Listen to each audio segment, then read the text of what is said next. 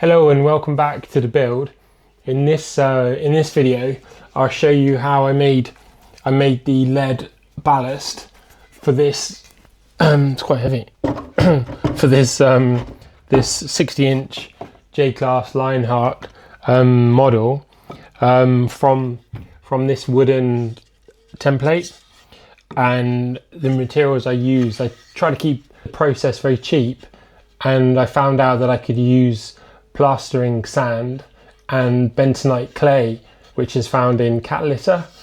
So that made a really very cheap and cost-effective Foundry sand, because the alternative would have been, I think, about €100 in special Foundry clay, which is quite difficult and expensive to get here in Portugal. So yeah, that's what this video is about, isn't it? It's really important at the beginning you make sure your box is nice and level, because when you pour the lead to the top, if your box is not level and the mould's not level, then you won't have a nice flat surface on the top. And also basically this is just a lot of compacting the sand down, making sure that everything is nice and firm. And then here I had a bit of damage on the mould, but it does show that it's quite easy to repair. I made it wet again, and then reinserted the plug, and it was fine. It's quite forgiving. I'm not after jewelry quality, so I was really happy with this. It worked out really well. It's really important to leave this dry overnight, at least 1 or 2 days, because there's a lot of water in the sand and that could cause a problem. That's the mold from what we made yesterday, and I'd say that it's looking pretty clean. I'm quite happy with that. I think that should do fine. And this is the setup I've got. I've just got a propane tank here, and then connected to, it's just really domestic. It's a domestic gas burner here, and then some bricks to insulate a bit of the heat. But I think I don't think it's going to be powerful enough. I'm waiting for another one, a more powerful one. But it's Amazon Spain made a mistake with delivery, and it got sent to Lisbon. So I think they're sending me a new one today, but that might take, maybe a week. So the problem is I've only got a small pot. I'm using this pot, and I can melt half this amount. There's about 8 kilos here. I've melted that amount before, and I can lift it. I can lift it with one hand on the handle, but I think I need to melt twice as much as that. So I've got to find a better way to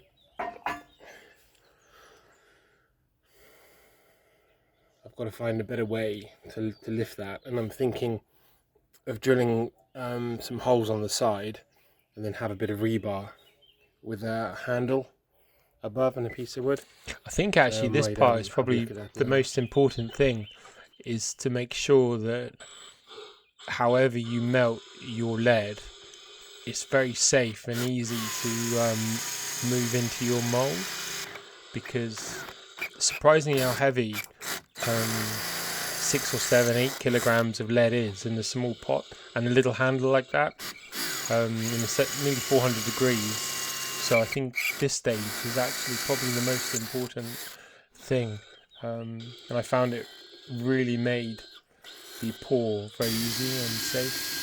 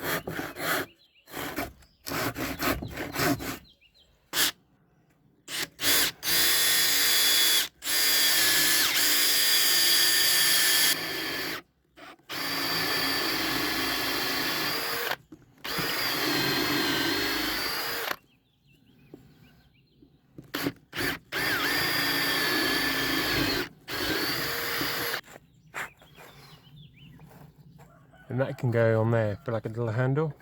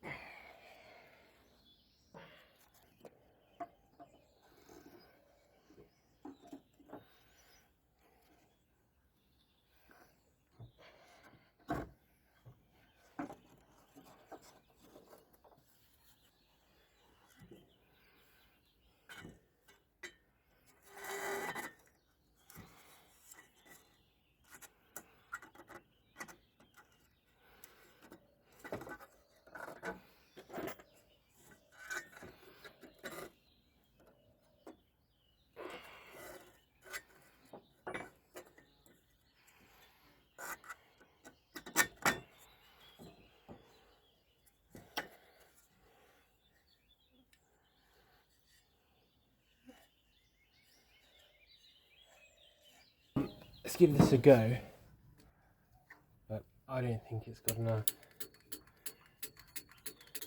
There you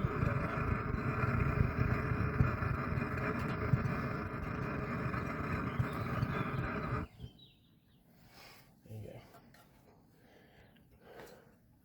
Just going to start off with one of the smaller ones. Should put gloves on really. Start off with one of the smaller ones.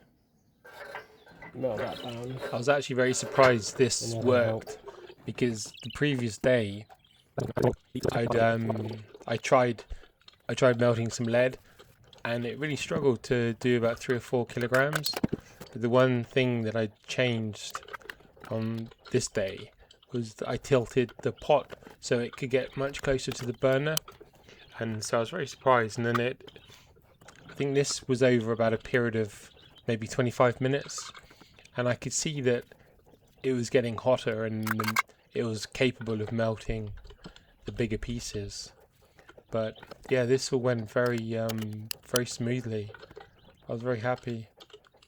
But I've got a more powerful burner on order, so if I need to do this again, then it'll be a lot quicker. I think this is a 2 kilowatt gas burner, and it's not really enough. I don't think it's enough for an 8 kilogram pour really.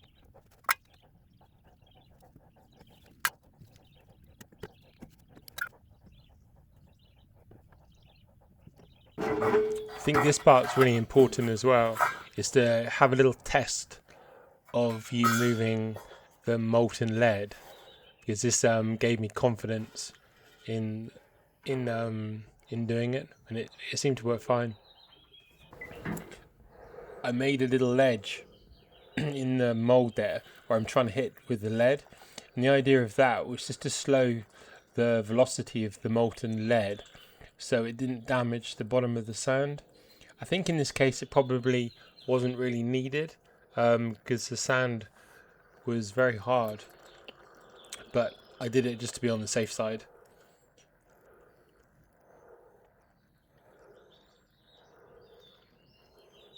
And I think if it was possible to get the lead a little hotter, but it worked, but it did collapse. The top, maybe 15 millimeters, did collapse a little when it was cooling. Now, I'm not quite sure why that happened. Maybe it was cooling down too quickly. But on the whole, it worked really well.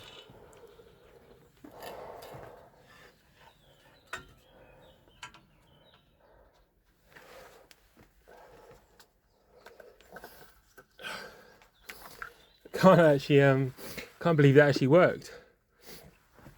That's great. And it was just exactly enough. Oh, it's too late. I wanted to get some of this slag off the top, but it's already starting to cool down now. But that's right, because that top 10 millimeters is sacrificial. So when it shrinks, I can clean that edge off. But yeah, that's a success. Only just though that my burner really struggled with that. But yeah, that's just bentonite clay and fine plastering sand. I was worried that I was going to spit, but it no, I think that's a success. I'm happy about that. You can see the top shrinking back quite a lot, but that should be alright because I allowed 10% on that top, so that's awesome. I just leave that now, let that cool down. So the mix I use for this is plastering sand. It's very fine. I think mainly here they use it for interior plastering. So it's a fine, very fine sand. It's the finest sand you can probably buy for building or plastering work. And then I added with the cheapest way that I found out was with cat litter, because cat litter has a thing called bentonite clay. Normally you want cat litter with the least additives. So here you've got, this one is 87% bentonite, and then there is other sands that are added. You don't want any fancy ones that have got like fragrances or added. So the highest amount of bentonite clay that you can find, and this just comes in the one here. It's in quite fine granules. Now I was reading, and the good thing to do is to make it really, really fine. So I used my poor food processor, which I definitely wouldn't recommend doing that, because after about doing half the amount of clay for this box, it started smoking, and now unfortunately it's died. So I wouldn't recommend that. But what I have found out though, yesterday I mixed up a little bit more for the top section of this mould, and I couldn't be bothered to grind this up to a finer powder, and it actually worked really well. I was expecting more issues like this burnt on clay here, and it's come off really well. So I probably wouldn't, if your cat litter is fine like that, it seems to work quite well. And all I did,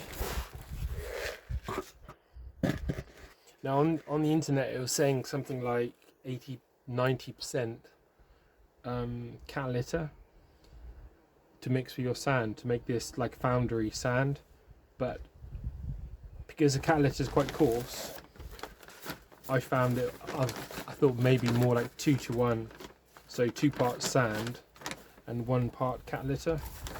So if I approximately mix half this tub up, and I found if you absorb a bit of water to it, let it soak in the water like that, mix that up, it softens this clay up a little bit, give it a bit of a mix. You can feel it's already quite clay-like.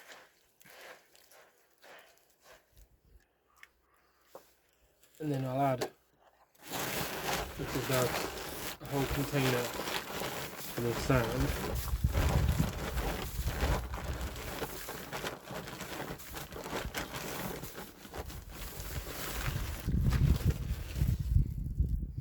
There's a whole one. So that's 2 to 1 sand. And then just mix it together. And then the sand still felt quite clay-like. Now I think I've mixed a little bit too much water with this one. But give it a really good, like you're making like a cake or something where you gotta make breadcrumbs. You really want to force all that clay force all that clay into the sand. Now this is a little bit too wet, I think, just a touch. But you can use that now, and if you compact it, and then if you leave it a day or two to dry out, that will hold its shape. And if you leave it a day or two, it goes hard like this. I think that's the easiest and cheapest way I found. I mean, this sand was only a few euros a bag, and this catalytic was about €5 for 5 litres, which is really cheap. Now the other stuff you can buy is a Petro mould. I can't remember what it's called now. It's Petro something, and it's a proper Foundry clay. But to get it shipped here in Portugal is really expensive. I think this would have cost over £100 in proper Foundry clay, and to be honest, I think that's fine. I mean, would have got a slightly better finish, but this is going to be glued onto the boat and fiberglassed. So yeah, I think that's a success.